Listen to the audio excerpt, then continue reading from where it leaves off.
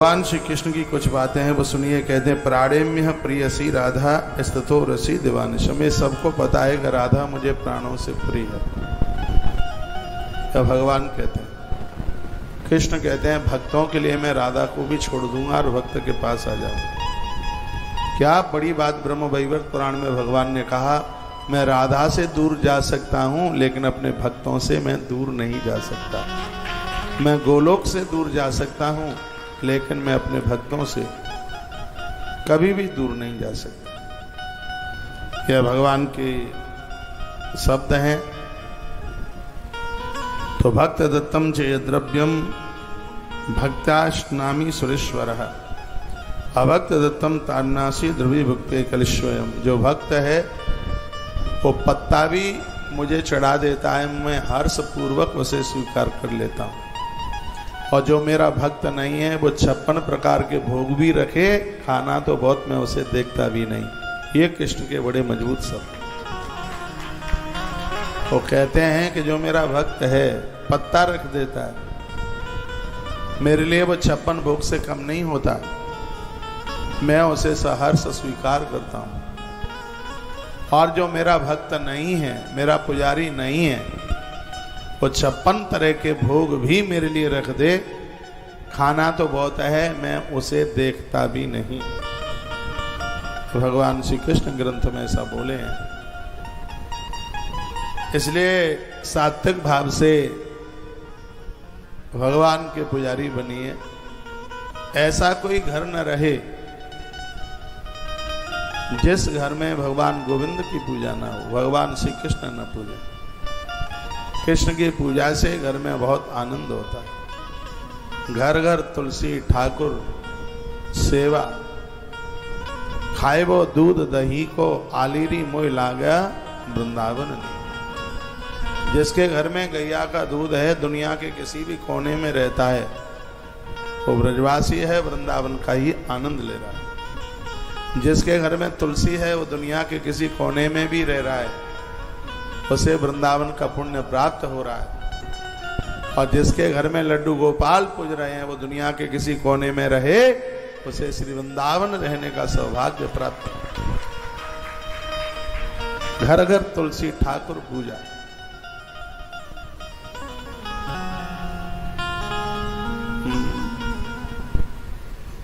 नीर है यमुना जी को, आली है, निर्मल नीर बहे यमुना को। आगे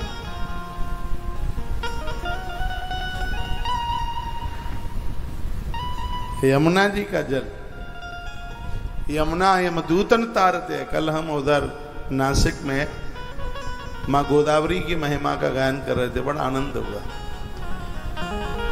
ऐसी यमुना, ऐसी माँ गोदावरी है, देवता प्रकट हो गए, कहा समुद्र में मिलना है। ना ना बाबा, मैं नहीं मिलती समुद्र में, और माता ये सागर में नहीं मिली। वो कल उनकी महिमा का वर्णन किया और आज हम माँ भगवती यमुना के किनारे पर बैठे हुए हैं।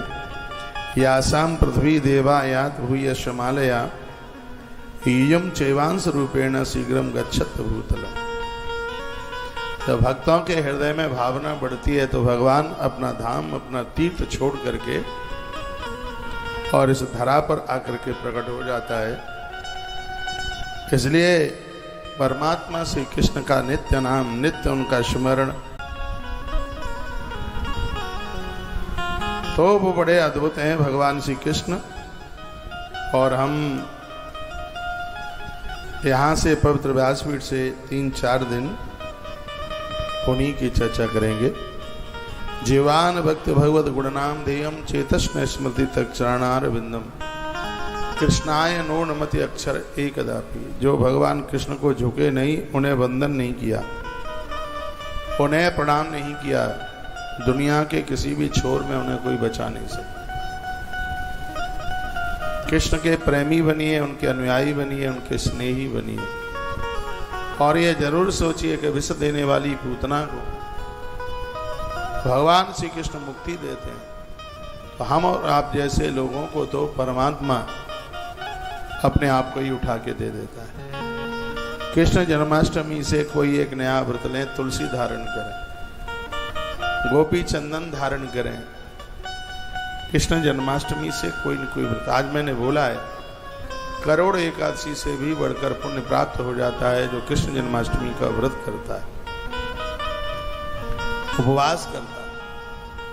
और जो इस दिन अन्न खाते हैं उन्हें मांस खाने का दुर्भाग्य प्राप्त होता है। आज ही मैंने कई श्लोक बोल करके ये बात कही है, लेकिन जो पेटू राम हैं जिनके प्राण रोटियों में ही रमे हैं वो तो नहीं छोड़ पाएंगे। लेकिन आप सब भक्तों का ये सौभाग्य है कि आप 11 का व्रत करके, इसका अष्टमी का व्रत करके एक बहुत बड़ा पुण्य प्राप्त करें। कृष्ण की एक बात मुझे बड़ी अच्छी लगी है, बहुत प्रिय लगी है, बहुत प्यारी लगी है, और वो बात यह है कि वो कहते हैं कि मैं 4 आयुध लेकर धरती पर आया, 4 चीज, और वो तुम्हारे लिए है। अब आप कहोगे हमारे लिए क्यों? वो शंख लेकर के आते हैं और वो बताते हैं कि मेरे हाथ में एक शंख है, शंखे यस्यः, जो जिसकी आवाज सबका कल्याण करती है। श्लोक है तमद्भुतम बालक अम्बुजे क्षणम चतुर्भुजम शंख गदार युधा युधम श्रीवत्स लक्ष्मण गलशोभ कौस्तुभम पीताम्बरम सांद्र पयोध शोभनम। जिनके घर में 4 आयुध पाए जाते हैं उन्हें पर डे नित्य द्वारका का महात्म्य सुनने का सौभाग्य प्राप्त होता है। उदयपुर से मैंने द्वारका का महात्म्य सुनाया था, मुझे आज भी ध्यान है। जिनके घर में रोज भगवान को तुलसी चढ़ती है, जो कंठ में तुलसी पहनते हैं, उन्हें द्वारका रहने का मौका सौभाग्य प्राप्त होता है। उन्हें गोमती नहाने का फल मिलता है। छोटी छोटी बातें बड़ी विशेष हैं, इनको हम अपने जीवन में उतार लें, आनंद हो जाएगा। आपसे हो जाए तो पूजा में आप पीला ही वस्त्र ज्यादा प्रयोग में लिया करें, पीला पीताम्बर। वैसे ऐसा वर्णन किया गया है कि पूजा में कम से कम देह पर 2 वस्त्र होने चाहिए, एक पहनने वाला और एक ओढ़ने वाला। मैं पूजा में हमेशा 2 ही कपड़ा लेके बैठता हूँ, सिर्फ आपको ही सुनाने को ही नहीं है, खुद भी उतारने के लिए मन में। एक जो वस्त्र आप पहने हैं वह, और एक जिससे आप सिर ढक सकें, जिससे आप कंधे ढक सकें। एक उत्तरांचल वस्त्र सिर के ऊपर होना ही चाहिए, कम से कम 2 तो होवे ही। और ग्रंथ में उस बात का वर्णन किया गया, भगवान पीला पीताम्बर ओढ़ करके आए, पीला पीताम्बर। जैसे वर्तमान बच्चों का जन्म होता है, संसार के बच्चों का जन्म होता है, प्रभु का जन्म ऐसे नहीं हुआ। भगवान पीत वस्त्र पहन के आए, पीला पीताम्बर पहन के आए, हाथ में शंख चक्र गदा और पद्म ले गए। कृष्ण रो नहीं रहे थे, वो टुमुक टुमुक करके मैया की तरफ, बाबा की तरफ देख रहे थे। उनकी आंखें कमल के फूल की तरह बिल्कुल खुली हुई थी। और मैंने काफी बार वर्णन किया है, श्वेत वस्त्र पूजा में बढ़िया है, आपको शांति देता है। लाल वस्त्र आपको शौर्य देता है।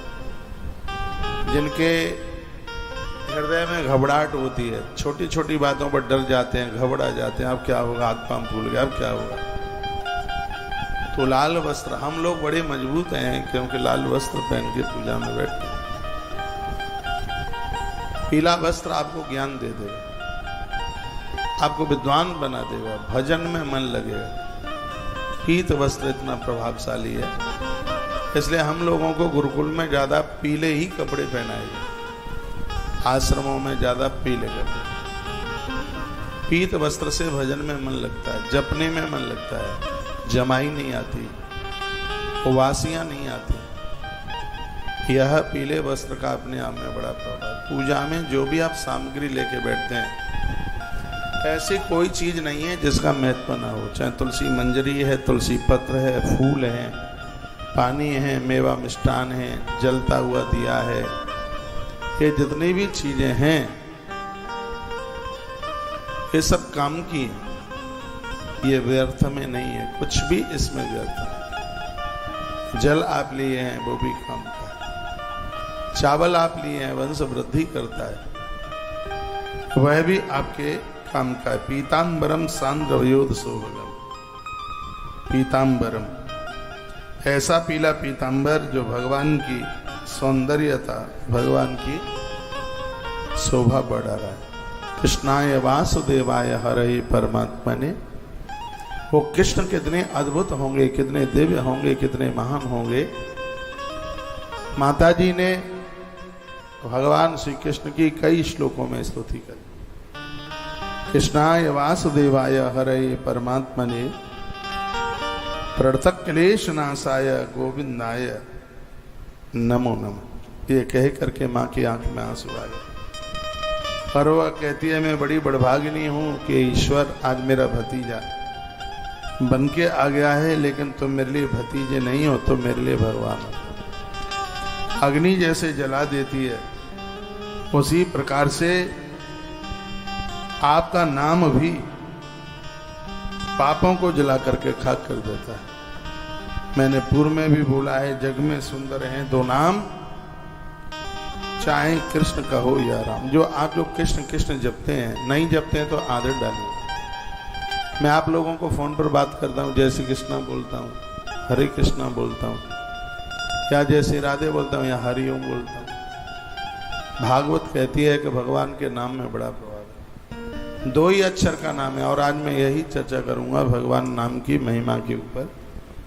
तो थोड़ा सा टाइम बचेगा तो भगवान की बाल लीलाओं की तरफ प्रवेश करेंगे, जिनकी एक एक लीला का अपने आप में बहुत बड़ा महत्व। हरे हरति पापानि दुष्ट चित्तैरपि स्मृता। आप हरि हरि शब्द जो आप बोलते हैं या लिखते हैं, इससे सभी पाप जल करके राख हो जाते हैं। अनजान में या अनिच्छा से स्पर्श करने पर जैसे अग्नि जलाती है, उसी प्रकार से जो भगवान के नाम का जप करता है, भगवान की नाम रूपी अग्नि पापों को ऐसे ही जला करके खाक कर देती है, राख कर देती है। आज ये संकल्प लीजिए, आज ये नियम लीजिए कि जप नित्य करेंगे। बहुत लोग दीक्षा ले लेते हैं, सब अगल बगल के ले आए इसलिए ले लिए, लेकिन जप नहीं करते। और यदि आप जप करते नहीं हैं तो अपने जीवन के साथ में आप बहुत बड़ी भूल कर रहे हैं। आप बिल्कुल भी अच्छा नहीं कर रहे हैं। इसलिए कोटिम तक्ताम हरिम स्मृत, करोड़ों काम करने से पहले भगवान का स्मरण कीजिए, जप कीजिए। मैं अभी मुंबई में 3 दिन इसी बात के ऊपर प्रवचन करके आया कि जबकि अपने आप में कितनी श्रेयता है, कितनी महिमा है। न गंगा न गया काशी, ना गंगा न गया सेतुर, ना काशी च पुष्करान्, जीव्याग्रे वर्तते यस् हरि इत्तक्षर द्वयम्। जो कभी गंगा जी नहीं गए, प्रयाग नहीं गए, काशी नहीं गए, पुष्कर नहीं गए और श्री गया जी नहीं गए, ये चारों जगह की बहुत बड़ी महिमा है। बिहार प्रदेश धन्य धन्य हो गया है गया जी जैसा पवित्र तीर्थ पाकर। पितरों को उतारने के लिए गया से बढ़िया भूमि तो देवताओं के पास वहां भी नहीं। मैंने वायु पुराणांतर्गत गया महात्म्य में बहुत विस्तार पूर्वक और कई सालों निवेदन किया, और अब के बार भी करेंगे। गया तीर्थ के प्रति पूर्ण श्रद्धा रखिए। यह जिंदगी सब ऐसे ही चलती रहेगी, कोई रोता रहेगा, कोई हंसता रहेगा, यह सब ऐसे ही चलती रहेगी। आप माँ बाबूजी को यदि मानते हैं, दादा दादी को आप मानते हैं, पूर्वजों को मानते हैं, तो उनके निमित्त आप एक बार श्री गया जी की यात्रा जरूर करना। जब भी मन, इस साल, अगले साल, फिर अगले साल, जब जैसी आपकी व्यवस्था बन जाए, श्री गया जरूर करना। वैसे तो विधान होता है एक बढ़िया से आचार्य को बुलाकर घर में पूरा कुटुंब खानदान मिलकर के भागवत जी की कथा कराए, जो नियम है, एक विधि है, सब लोग मिलकर, उसमें पैसा सबका लगना चाहिए। थोड़ा थोड़ा जितना बैठ से में वो सब उसमें अंश डालें, और सबको यह लगे कि आयोजन हमारा है। पूर्व में यदि कोई सांप बिच्छू कांतर भूत प्रेत और जो भी कुछ बन गए होंगे, यह गया पितृ भागवत तारण कर देती है, मुक्त कर देती है। इसको गया श्राद्ध कहते हैं। पहले लोग भागवत जी की कथा कराते हैं, फिर प्रस्थान करते हैं। प्रस्थान को मैंने बोला है कि पहले गांव में किसी मंदिर में परिक्रमा पूजन करें, निन्ने जाएं, खाली पेट गया जी जाएं तो उस दिन घर से खा के न जाएं, बांध के लेके जाएं। और जब आपके गांव नगर की सीमा निकल जाती है, वहां वह प्रसाद पाइए, पहुंचिए। नियम यह है कि इधर से जाएं तो पहले आपको प्रयाग मिले, प्रयाग होके जाएं, और उधर से आप वापस आएं तो काशी विश्वनाथ का दर्शन करके आएं। फिर देखिए प्रयाग की महिमा। पुरुष लोग इधर से जाते हैं तो उन्हें छोर कर्म श्री प्रयाग में कराना चाहिए। नियम तो यही है, विधि यही है। तो उधर से जब आते हैं तो काशी विश्वनाथ का दर्शन करके एक आध ब्राह्मण को भोजन करा के फिर आप अपने घर में प्रवेश कीजिए। गया जी से कोई खाने पीने की चीजें अपने घर लेकर के न जाए। लेके भी कुछ आए हो तो अपने गांव की सीमा के बारे छोड़ो। ये तो मैंने पूर्व में भी बोला है। हम लोग कहते हैं कि आप ट्रेन में जा रहे हैं, रास्ता बहुत लंबा है, भोजन लेके जाओ, प्रसाद लेके जाओ, रास्ते में जीमना, लेकिन उसमें से बचा हुआ घर लेके मन जाइए। इसलिए तो हम आपको घर ले जाने के लिए प्रसाद देते ही कहाँ हैं वहाँ खाने पीने का। जैसे आप यहाँ आते हैं, आप यहाँ आपको देते हैं। मेहंदीपुर बालाजी का भी यही सिद्धांत है। मेहंदीपुर बालाजी से भी कोई भी खाने पीने की चीज घर नहीं लाई जाती। यहाँ तक कि पानी भी वहीं की सीमा में छोड़ दिया जाता है। यहाँ तक जल भी नहीं लाया जाता। इन सब चीजों की नियमता। एक बार जयकारा लगाइए, बोलो भक्तवत्सल भगवान जय हो। श्री हनुमान जी महाराज की जय हो। ना गंगा न गया काशी, सेतुन काशी न पुष्करम। आप में से तो बहुत लोग हैं जो गया की महिमा उनके एरिया में कोई नहीं जानता। गया जी की महिमा आज इस देश दुनिया में जितने हरियाणा के लोग जानते हैं, जितना पंजाब और राजस्थान के लोग और छत्तीसगढ़ के लोग जानते हैं श्री गया जी की महिमा, मध्य प्रदेश का कुछ भाग है। औरों को तो ये नहीं पता है कि गया का मातम है क्या, गया जाने से होता क्या। इन पूर्वजों के लिए, पितरों के लिए गया एक श्रेष्ठ धाम है। नारायण के विग्रह के 3 दर्शन इस मृत्यु लोक में होते हैं। नारायण के मस्तिष्क का जहां दर्शन होता है उसे बद्रीनाथ कहते हैं। नारायण के हृदय का जहां दर्शन होता है उसे नैमिषारण्य कहते हैं। और नारायण के जहां चरणों का दर्शन होता है उसे श्री गया जी धाम कहते हैं, गया तीर्थ कहते हैं, गदाधर भगवान। पिछले कई वर्षों से मैं गया महात्म, गया में कथा आप सबको सुनाता आ रहा हूं। अब के बार भी हम फुल तैयारी के साथ जा रहे हैं। पिछले साल बहुत आनंद आया था और भगवान गदाधर नाथ को प्रणाम करके कह के आया था, प्रभु अगली साल फिर बुला लीजिए। तो उन्होंने प्रार्थना सुन ली है, टिकटें बन गई हैं, जाने की तैयारी हो गई है, बस अब तिथि तारीख का इंतजार है, प्रतीक्षा है।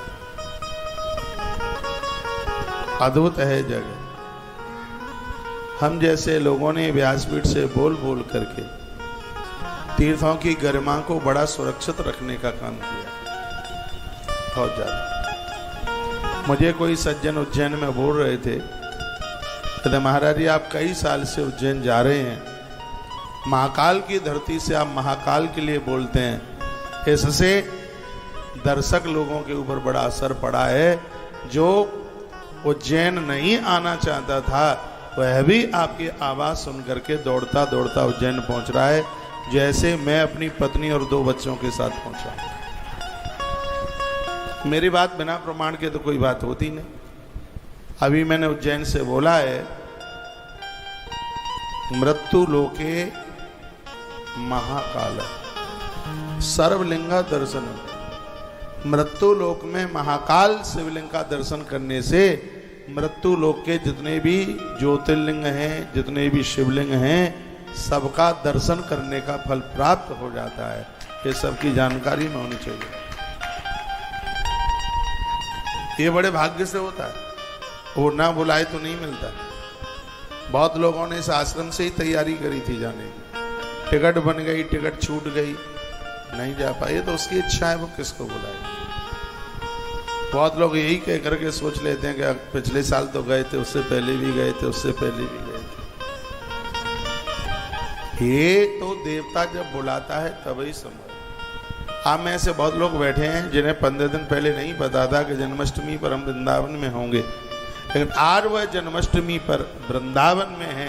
ये आपकी वजह से नहीं, ये भगवान ने आपको प्रेरणा दी है, उसकी वजह से आप पहुंचे। और मिनटों में आपका कार्यक्रम बन गया, प्रोग्राम बन गया। कभी कभी तो मोबाइल चेक करते करते प्रोग्राम बन जाता है, ऐसे मेरे बहुत बनते हैं। मोबाइल पढ़ते हुए, मैसेज पढ़ते हुए, मैं ज़्यादातर ऐसे ट्रेन की टिकट भी देखता रहता हूँ, कब कौन सी साइड में, कौन सी लाइन में खाली सी जा रही है। और जैसे ही फिर वो बनती है व्यवस्था, हाल पता नहीं, काल करे सो आज कर, आज करे सो अब, पल में पलड़े होएगी, पता नहीं फिर करेगा। ईश्वर ने मौका दिया है, जीवन दिया है, और बच्चे कमाऊ हो गए हैं, बड़े हो गए, सजग्र हो गए, समझदार हो गए हैं, तो कुछ कार्यभार उनके ऊपर छोड़िए और आप इस अध्यात्म जीवन का भी आनंद लीजिए। कि ईश्वर ने मौका दिया है कि आपके बच्चे बेरोजगार नहीं, अच्छा डेवलपमेंट हुआ है उनका, शादी विवाह तो सब होते ही रहेंगे। ये आपको मौका, एक सौभाग्य मिला है, इस सौभाग्य को आप अपने हाथ में से मत जाने दीजिए। मैं अभी उज्जैन के बिल्कुल लास्ट की बात बता रहा हूँ। कल भी मैंने निवेदन किया था, मेरा उज्जैन से सीधा प्रोग्राम वृंदावन आने का था, इसलिए नीचे पट्टी में चल रहा था, स्कॉल में चल रहा था। 4 तारीख से लेके 8 तारीख तक जन्माष्टमी महोत्सव सीधा वृंदावन। आपने भी शायद टीवी में पढ़ा होगा। 4 तारीख से ही कार्यक्रम चल रहा था, लेकिन मैं 4 को नहीं पहुंचा यहाँ, और मैं 4 को सीधा नासिक पहुंच गया। बस मैंने इतना सा पढ़ा था कि एक मरी हुई गैया को जिंदा करने के लिए माता गोदावरी धरती पर आकर के पधारी। बस यही बात पढ़ करके, और पहली बार कल ये बात मैंने बोली, क्यों पढ़ी ही मैंने पहली बार। हम तो पता नहीं क्या क्या माँ गोदावरी के लिए इसलिए आई, मैया इसलिए आई, लेकिन अभी मैं कुछ पढ़ रहा था, ग्रंथ किताब पढ़ रहा था। मैं फालतू बैठता नहीं हूँ बिल्कुल भी, ग्रंथ में बड़ी श्रद्धा है। वर्णन के मृत गाय को जीवन दान देने के लिए माँ गंगा धरती पर गोदावरी के रूप में आके प्रकट हो गई। जो नासिक में भूल करके भी माँ गोदावरी का सिर्फ दर्शन कर लेता, नहाना धोना आचमन तो बहुत बड़ी बात होगी, हम तो कल आचमन वगैरह सब करके आए हैं। यदि वैसे भी दर्शन कर लेता है हुआ है, वो जीव संपूर्ण उस अपराध से मुक्त हो जाता है। गोपेश्वर भगवान की वजह से कहा, उनके ऊपर मैं बड़ा प्रसन्न हूं। भगवान गोपेश्वर ने कहा था, जो सावन में वांके बिहारी का दर्शन करेगा उसके ऊपर मैं अति प्रसन्न होऊंगा। कार्तिक की बड़ी महिमा, कार्तिक से भी ज्यादा सीधा वृंदावन में सावन के महीने में भारी भीड़ होती है। आइए रामायण की एक चौपाई बोले। चरण राम तीरथ चल जाई, चरण राम तीरथ चल जाई, राम बसहो के मन माई। चरण राम तीरथ चल जाई, चरण राम तीरथ चल जाई, राम बसहो तिने के मन माई।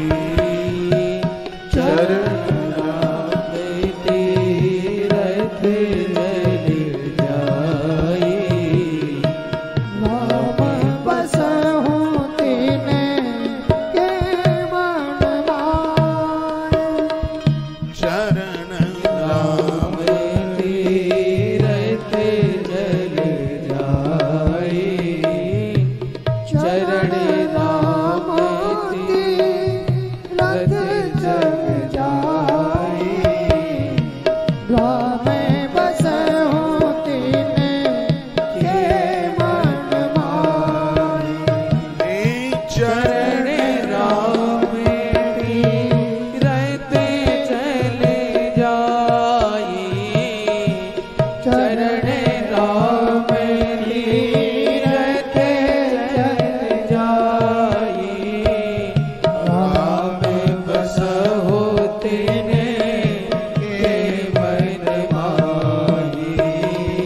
चरण राम तीरथ चल जाई। राम बसहु तिने के मन माही। बोले भक्तवत्सल भगवान की जय हो।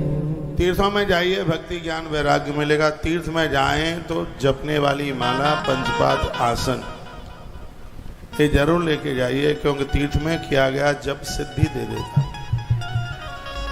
भगवान के जप का अमृत पीजिए, उसके बारे में जानकारी भी नहीं है तो भी प्रभु नाम हमें अमर बना देता है। भागवत में बड़ा श्लोक है सुंदर, यथागतम वीरतमन भुक्तम यदक्षया अजानतोप्यात गुणम कुरियन मंत्रोपदाहृता।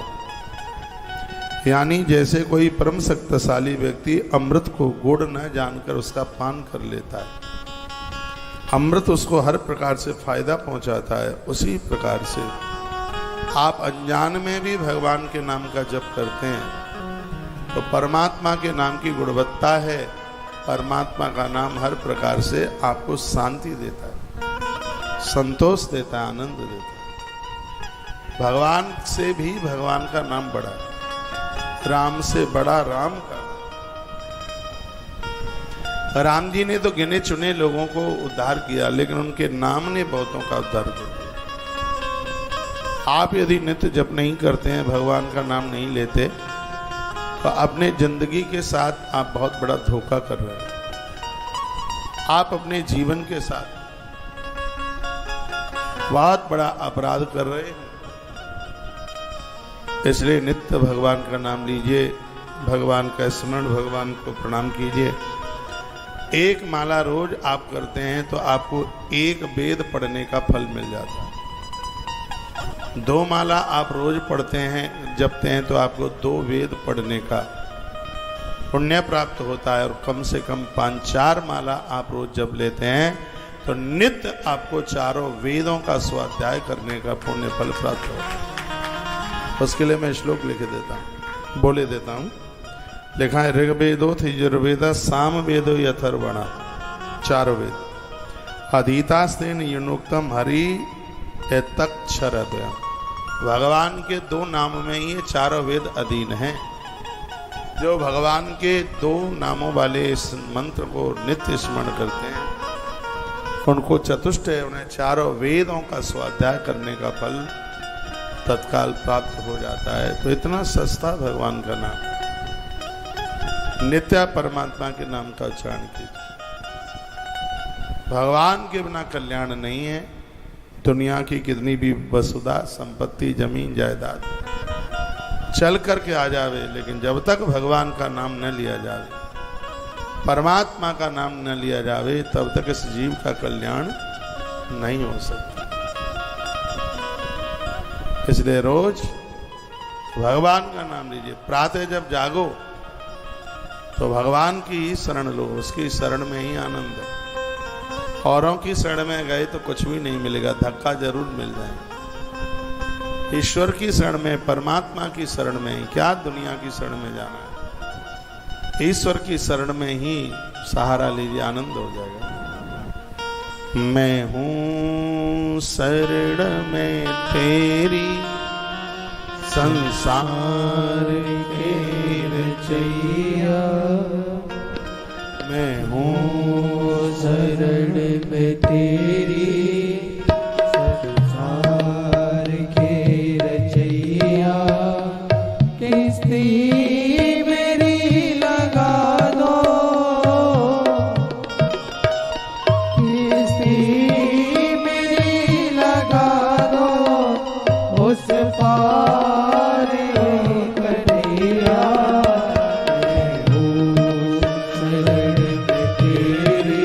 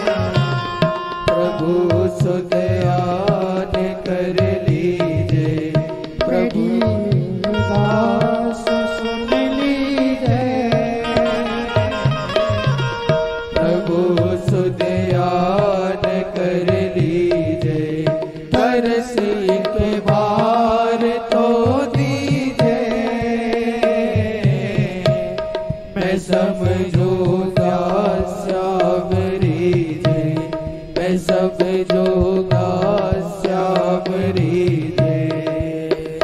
पतवार थाम लो तुम, पतवार थाम लो तुम, मझधार मैं हूँ शरण में तेरी, संसार के रचैया। किस्ती मेरी लगा दो, किस्ती मेरी लगा दो, उस पार हो कन्हैया। मैं हूँ शरण में तेरी, जय हो संसार के रचैया। जय हो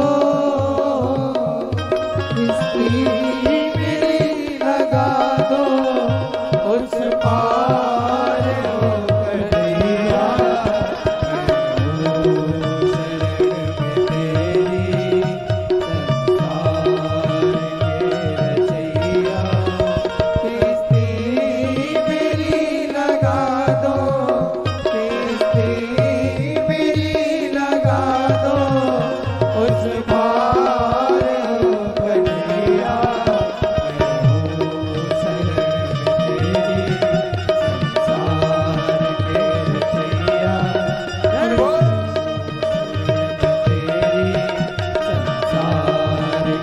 रचैया, किस्ती मेरी लगा दो,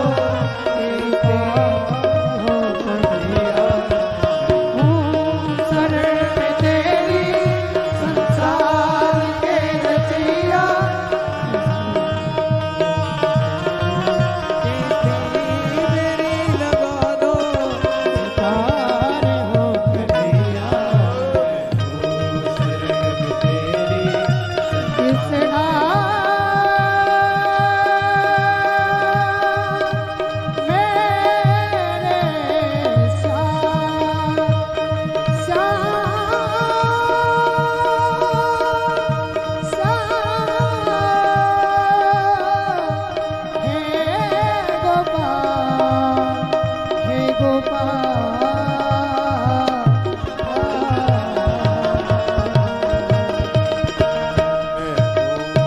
शरण में तेरी संसार के रचैया, किस्ती मेरी लगा दो, किस्ती मेरी लगा दो, उस पार हो कन्हैया। मैं हूँ शरण में तेरी संसार के रचैया, किस्ती मेरी लगा दो, किस्ती मेरी लगा दो, उस पार हो कन्हैया। मैं हूँ शरण में तेरी संसार के रचैया। मैं हूँ शरण में तेरी संसार के रचैया। बोलिए भक्तवत्सल